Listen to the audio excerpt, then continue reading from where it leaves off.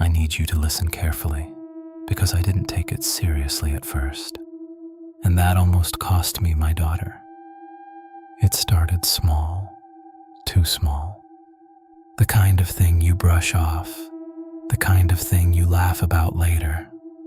But looking back now, that was the first mistake.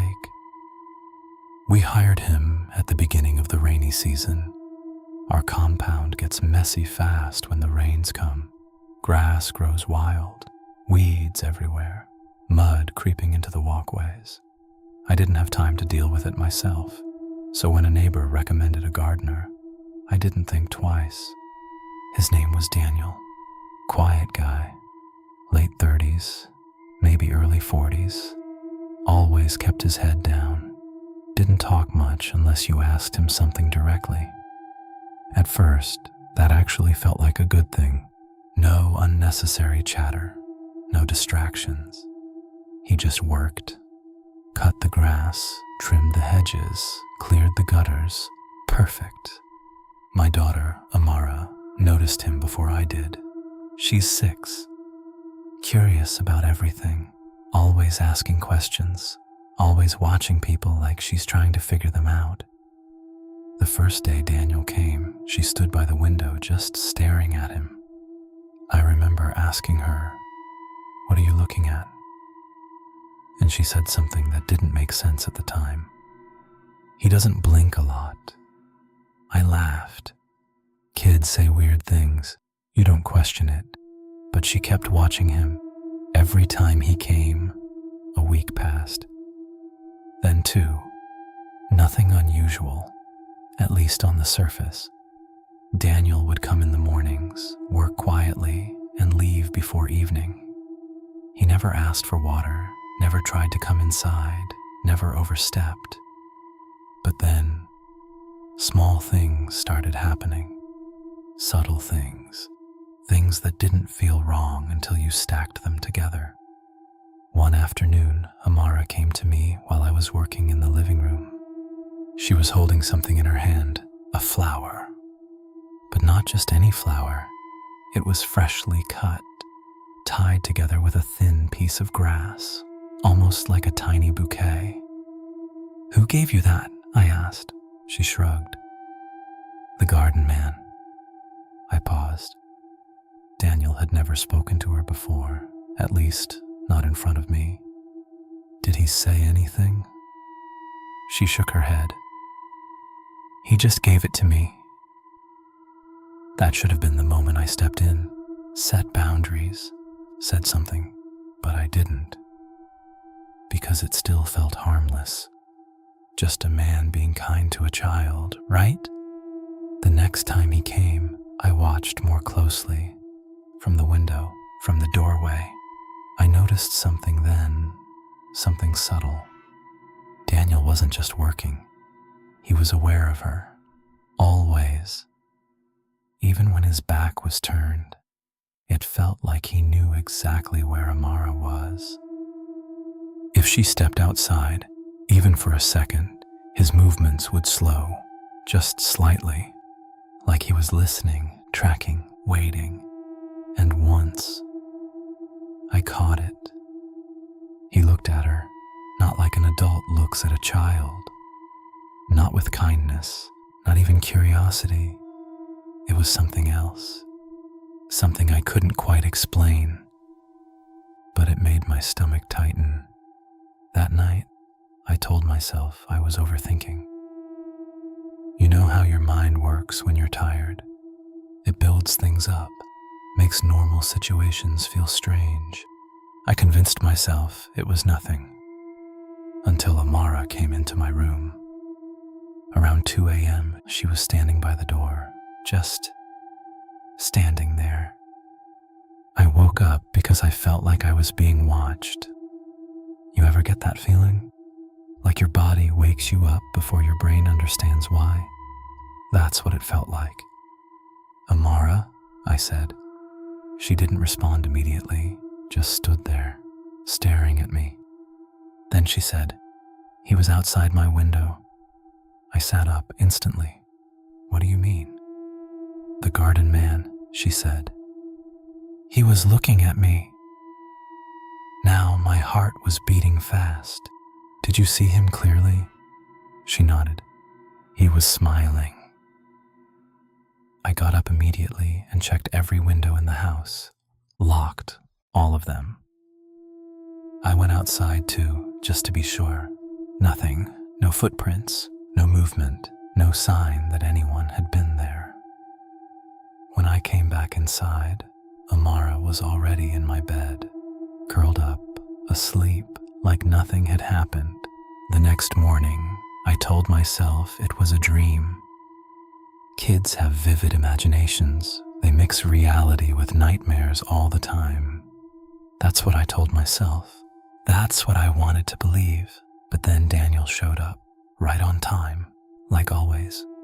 And for the first time, he looked directly at me, smiled, and said, "Good morning." That might sound normal, but here's the thing. In the 3 weeks he'd been working for us, he had never greeted me first, not once. Something shifted that day. I could feel it, like whatever line had been there before was gone. I didn't let Amara go outside. Not that day, not even for a second. She stayed inside with me while Daniel worked, and I watched him carefully.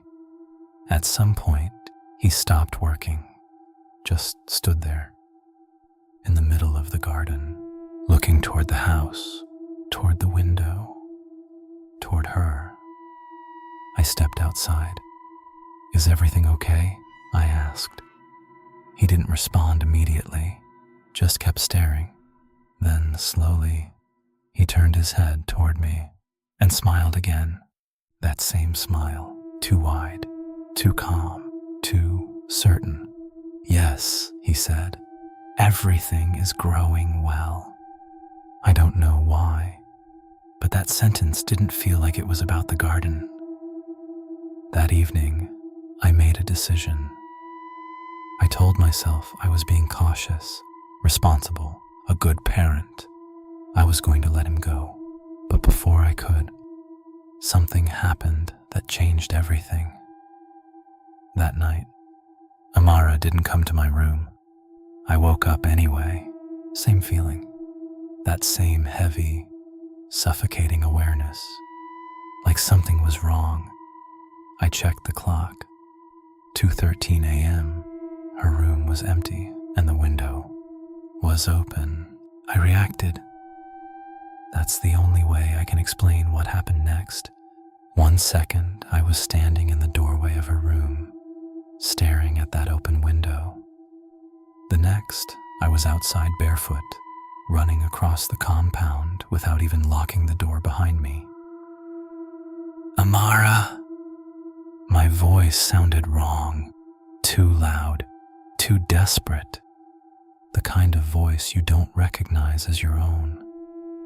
There was no answer, just the sound of wet grass under my feet and that faint, distant hum of insects in the dark. I ran to the gate, still locked, exactly how I left it, which made no sense. If someone had taken her, how did they leave? And if she left on her own, why? Amara. Nothing. Then I saw it. Near the edge of the garden, something pale against the dark soil. It was her nightdress, not torn, not bloody, just placed there, folded, carefully, like someone had taken the time to do it properly. That's when the panic turned into something else, something colder, more focused. This wasn't random. I looked up slowly, scanning the garden, and that's when I noticed something I had never seen before. A narrow path, cut through the hedges at the far end of the compound, hidden, deliberate. Daniel. I didn't hesitate. I ran straight toward it. Branches scratched against my arms as I pushed through, not caring about the pain. The path was tight, barely wide enough for one person, which meant it wasn't accidental. Someone had been using it regularly. It led beyond our fence, into the undeveloped land behind our house, an empty stretch of overgrown grass and scattered trees. No houses, no lights, nothing.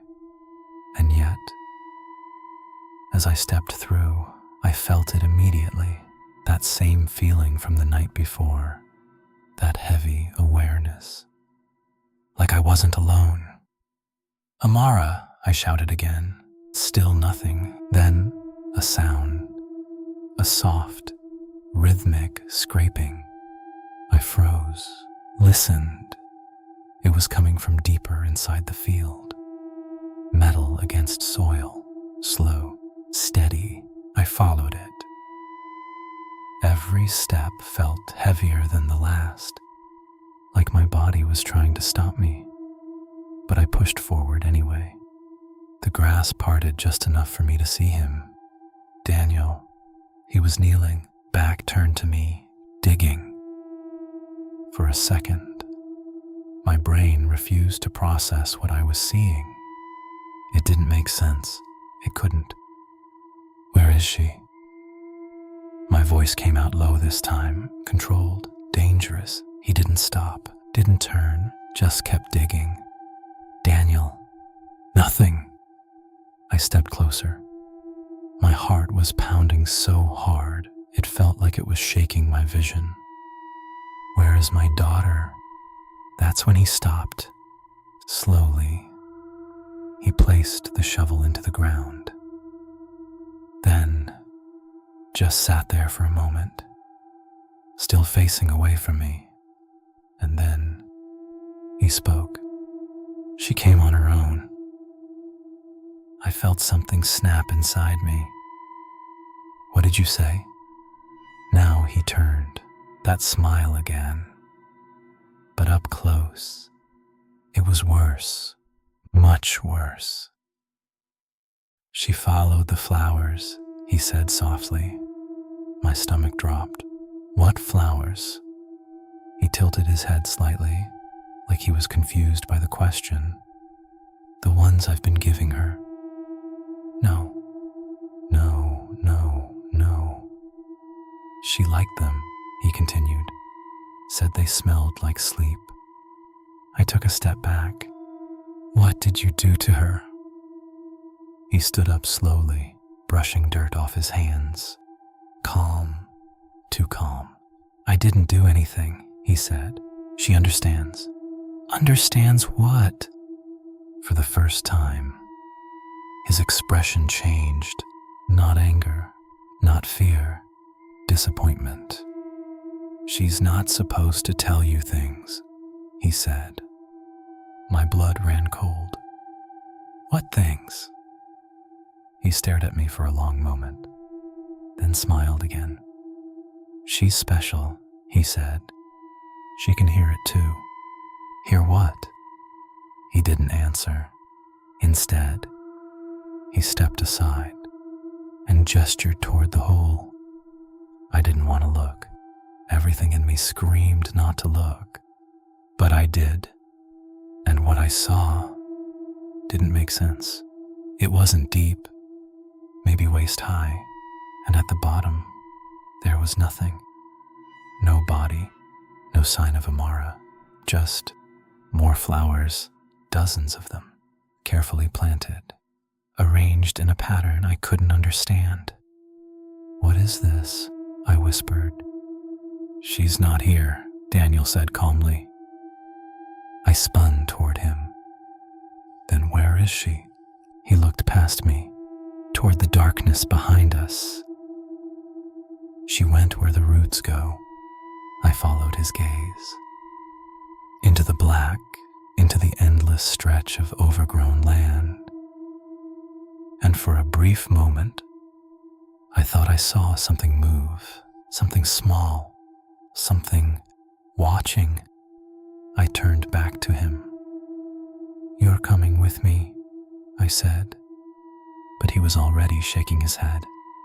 "No," he said, "you're not ready." Before I could react, he not toward the road, not toward the gate, deeper into the darkness. And for a split second, I considered chasing him. But then, a sound, soft, weak. "Dad?" I froze. That voice, Amara, it wasn't coming from behind me. It was coming from ahead, from the same direction Daniel had run, from the dark.